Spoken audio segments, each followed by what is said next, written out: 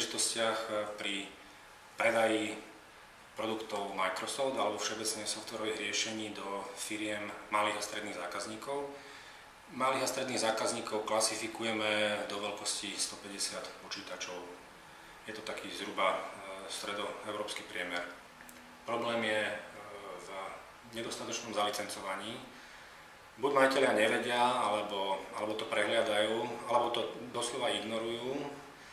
Ak má majiteľ dojem, že niečo nie je v poriadku v jeho firme, čo sa týka softvéru, myslím si, že prvá vec je, mal by sa obrátiť na osobu, ktorá mu to roky udržiava. Ak zistí, že táto osoba nevie alebo nemá možnosť urobiť nejaký krátky audit, nevie mu dať rovno na ruku papier, faktúry, licenčné čísla, produktové čísla, mal by spozornieť a v tom prípade by sa mal začať obhliadať za niekým, k tomu dokáže urobiť minimálny softwarový audit.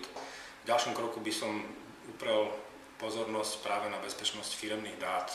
Sú tu rôzne databázy, účtovníctvo, firma, ktorá pracuje s citlivými dátami zákazníkov alebo druhých osôb, rovnako sú na to zákony, má ich mať nejako pokryté, má ich mať nejako zálohované.